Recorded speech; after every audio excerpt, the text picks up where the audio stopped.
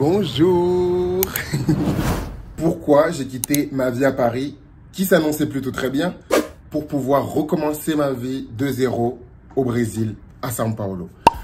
Aujourd'hui, les gars, on va parler d'un gros sujet, un sujet colossal. Les raisons pour lesquelles j'ai quitté Paris, j'ai tout abandonné pour venir me reconstruire et recommencer de zéro ici au Brésil. Avant toute chose, j'aimerais commencer par une phrase que je n'oublierai jamais, jamais. Un jour, j'étais dans le métro de Paris et j'étais sur la ligne 8 exactement. Et je me souviens que je me suis regardé dans le miroir. C'était bondé, genre il était 18 h et tout. Et je me suis dit, mais qu'est-ce que je fais là? Qu'est-ce que je suis en train de faire là? Et c'est comme si, à ce moment-là, le temps s'est arrêté. Et je me suis regardé dans le miroir et j'ai compris que c'était pas le bon choix. Qu'il fallait que je recommence quelque part. J'ai commencé petit à petit à mettre cette graine dans ma tête de il faut que je refasse ma vie quelque part, il faut que je refasse ma vie quelque part, il faut que je me recommence à me reconstruire quelque part. Mais j'avais la certitude à ce moment-là que ma vie à Paris ne faisait pas sens pour moi. J'aimerais commencer en disant un petit disclaimer. J'adore être né en France, le fait d'avoir le passeport français, le fait d'être né en France, le fait d'avoir une éducation française, toutes mes études, etc. Je le dois au fait d'être né en France, je le dois au sacrifice que mes parents ont fait de quitter l'Afrique, Côte d'Ivoire, Congo, pour venir s'installer en France, etc. Donc ça, j'en suis très reconnaissant. Mais c'est pas parce que sur le papier, c'est pas parce que tu es à l'endroit où tout le monde dit que c'est censé être bien que tu vas être heureux.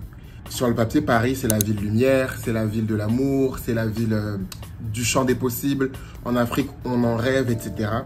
Sauf que je me suis rendu compte d'un point fondamental pour moi. Rien que la température, rien que le fait d'être tous les jours dans ces conditions climatiques, etc. Rien que ça, c'était le point qui tous les jours minait mon cerveau, minait mon mood, minait. J'étais toujours vers le bas, toujours, jamais je souriais, jamais. Aujourd'hui au Brésil, je découvre mon sourire, je découvre tous les commentaires à chaque fois que vous dites « Putain, comment tu souris, comment t'es vraiment positif, t'es solaire, etc. » J'étais pas du tout comme ça avant. Mon côté solaire, il est venu à partir du moment où je suis venu au Brésil, à partir du moment où j'ai mis un pied ici, à partir du moment où j'ai décidé de fermer la porte de mon ancienne vie pour découvrir l'endroit dans le monde où j'allais être heureux. Donc je vous explique pourquoi le Brésil et pourquoi je suis venu ici et comment j'ai fait pour venir ici. Tout a commencé, je suis né à Créteil, dans le 9-4. 9-4, toi-même tu sais. Et je me suis toujours senti à Créteil comme le vilain petit canard, où j'ai toujours eu mon style, genre je mettais mes Doc Martens, j'ai toujours eu mon style un peu alternatif, j'écoutais genre des musiques un peu genre indie, etc. Donc gros, 9-4, Booba, B2O, Rof, etc. Les gens étaient en mode, mais c'est quoi son problème à lui? J'ai toujours eu ce côté-là, ce style-là, etc. Mais je me suis toujours assumé. Et dans ma tête, j'étais en mode, ok, je suis dans le 9-4, je suis en banlieue parisienne, c'est pas grave, tiens le coup Loïc. Après le bac, tu vas essayer de rentrer dans une université dans Paris, tu vas essayer de commencer une nouvelle vie dans Paris, etc. Et c'était le moment où il y avait Gossip Girl, les nouvelles séries, etc. Donc, je rêvais vraiment de cette vie, genre, de la grande ville, de cette vie, genre, mondaine, etc. J'ai testé le concours Sciences Po. J'ai avancé dans le concours Sciences Po. Je suis allé même jusqu'au dernier euro et malheureusement, je n'ai pas été pris à Sciences Po à la dernière étape. C'est pas grave, je me suis pas laissé abattre. Je me suis inscrit à la Sorbonne en langue étrangère appliquée, LEA, et j'ai été pris. S'il y a un truc que j'ai dit dans une de mes dernières vidéos, celle où je parlais du fait que j'avais jamais réussi à faire des économies, etc. Même si j'avais jamais réussi à faire des économies, j'ai toujours su que les études, le fait de travailler, etc. allaient pouvoir m'ouvrir des portes. Sauf qu'il y a eu un grand choc culturel lorsque je suis arrivé dans Paris finalement, dans cette ville que je convoitais tant, genre quand j'ai commencé à étudier là-bas, c'est que tout le monde, tous mes amis, les Anne-Sophie, les Marion, les Julie, etc., ils semblaient tous avoir leur plan de vie déjà tracé. Ils savaient qu'est-ce qu'ils allaient faire d'ici 2 ans. Ils savaient déjà qu'ils avaient leur compte en banque déjà bien préparé depuis leur enfance. Ils savaient déjà que leur appartement haussmannien les attendait, etc. Moi, j'étais en mode, mais gros, je sais juste que je viens de quitter Créteil, qui est ma plus grosse victoire. Je viens là d'avoir ma petite bourse du Crous. Pour moi, j'avais déjà réussi ma vie, en fait. Mais lorsque j'ai commencé cette vie mondaine à Paris, pour plus que j'essayais de me convaincre que c'était fait pour moi, pour plus que j'essayais de me convaincre que j'aimais, au final, j'aimais pas tant que ça. C'était des styles de vie, des styles de soirée, des styles de... Au fond, c'était plus skins que ce que j'imaginais. Tu vois, Skin, c'est la série où genre tout le monde bref, vit la vida loca, etc. Et j'étais en mode, mais ok, je suis content, je suis arrivé dans Paris, mais c'est toujours pas le genre de vie que j'aime.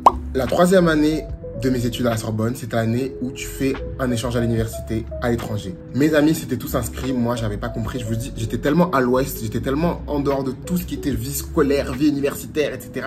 que je comprenais pas tout ça, j'avais toujours un peu de mal à comprendre le système, etc.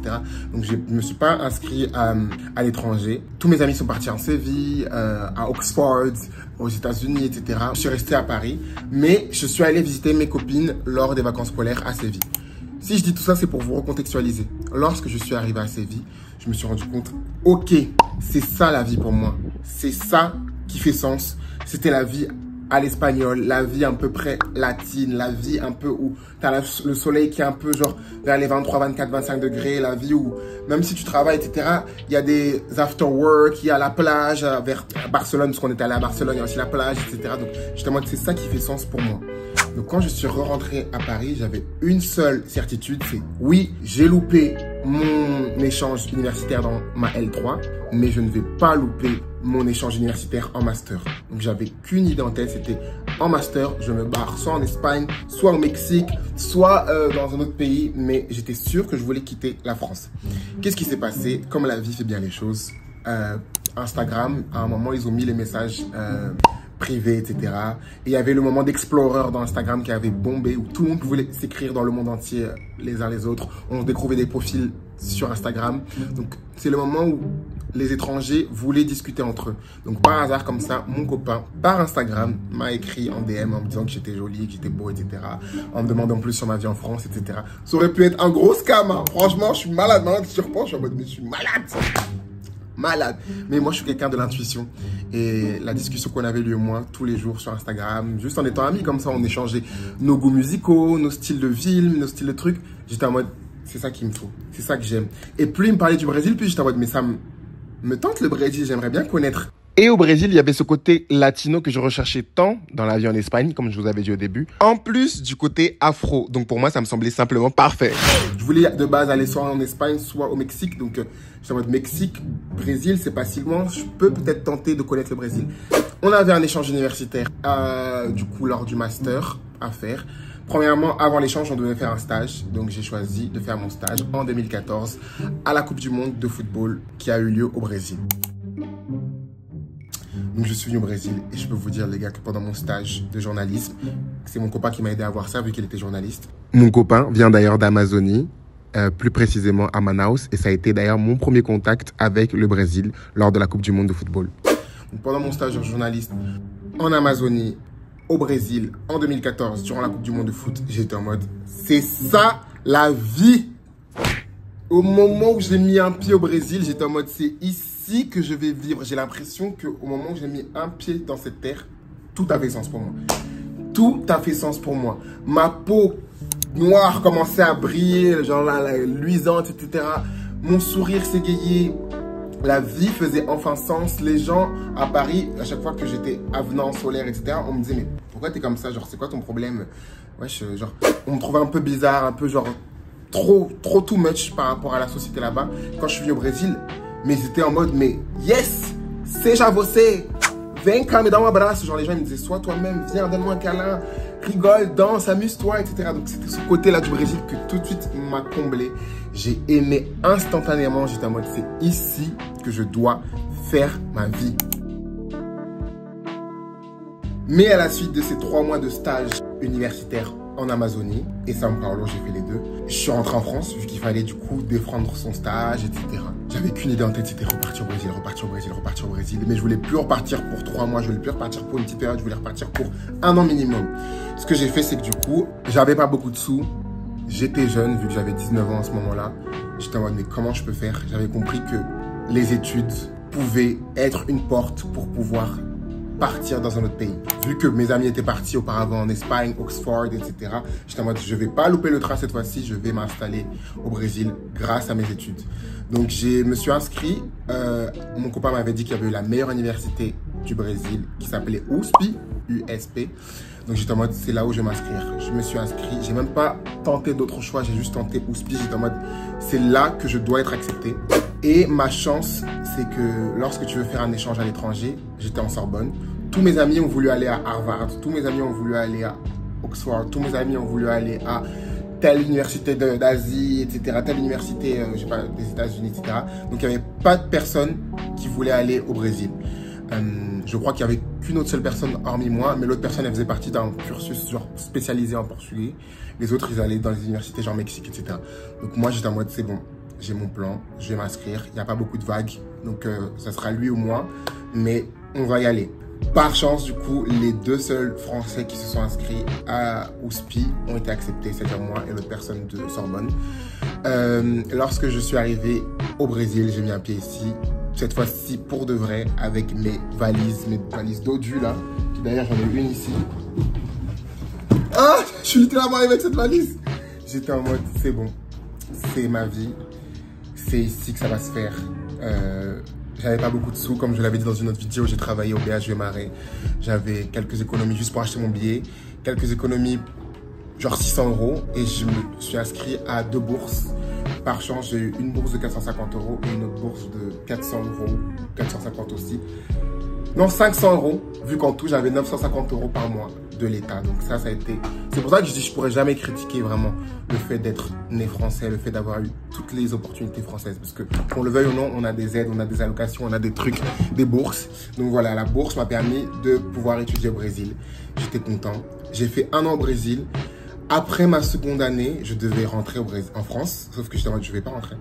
J'ai demandé à faire, du coup, comme le master c'est 2 ans, j'ai demandé à faire 2 ans de master gestion commerce international. J'ai fait ma première année, j'ai demandé à renouveler ma seconde année. Donc, normalement, c'est rare que tu puisses faire 2 ans d'études à l'étranger, mais j'avais fait une lettre tellement solide, tellement béton en expliquant que vraiment je m'étais trouvé au Brésil, que vraiment j'avais l'intention de rester ici, de construire ma vie ici, que ma professeure, Dieu merci, elle a accepté et j'ai été accepté du coup pour mon master complet au Brésil. C'est pour ça que mon diplôme aujourd'hui, il est Sorbonne, vu que j'ai mon LEA et que mon master il est sous Sorbonne, mais je suis aussi Brésil vu que je l'ai défendu totalement au complet ici au Brésil.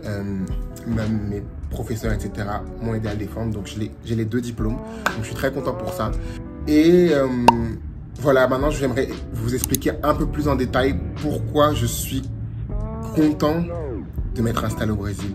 Pourquoi? Parce que là je vous ai expliqué comment j'ai fait etc, mais pourquoi je suis content, pourquoi ça fait sens pour moi d'habiter ici. De une, il y a le côté chaleureux. Il y a le côté... La vie en France, ça faisait pas de sens pour moi.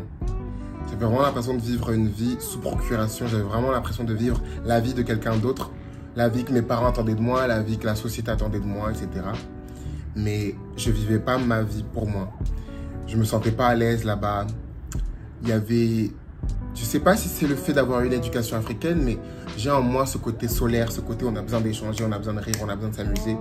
Et il y a un côté en France que je trouve qui est sur la retenue, dans le jugement. Il y a beaucoup de sujets tabous, il y a beaucoup de côtés où on pense qu'on a un esprit ouvert, mais on n'est pas si ouvert qu'on l'imagine. Maintenant que j'habite ici au Brésil, je me rends compte que malgré tous les problèmes de la culture latino qu'il peut y avoir, c'est des gens qui sont vraiment foncièrement gentils, qui sont foncièrement ouverts d'esprit.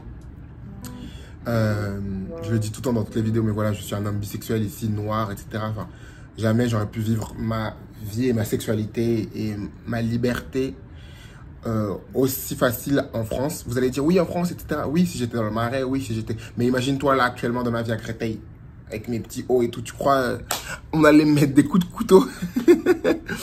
Voilà, désolé si je parle souvent avec un humour un peu de second degré, mais voilà, c'est pour faire des fois passer un peu plus la chose facilement. Mais voilà, je suis tellement content d'avoir fait ce choix de vie. Le temps aussi, la chaleur, vraiment là, je regarde pas la fenêtre parce que vraiment, là il fait chaud comme ça toute l'année, je peux descendre tout de suite. Et là, les maisons aussi, ici tu peux avoir une maison hyper grande, hyper genre, je sais pas moi, les hamacs, etc.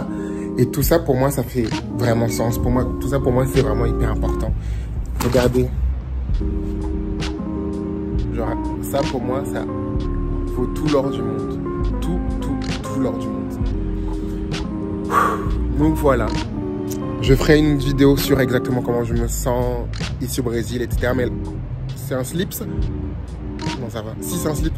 Mais là, il fallait que je vous explique exactement pourquoi j'ai quitté Paris, parce que c'est une vidéo que depuis, je laissais un peu sur le côté, etc. Et j'avais jamais vraiment expliqué pourquoi j'ai quitté Paris, comment j'ai fait, etc. Et voilà. J'espère que vous allez bien. Merci encore pour la force. Et il y a d'autres vidéos qui arrivent bientôt. Je vous aime. Ciao, ciao.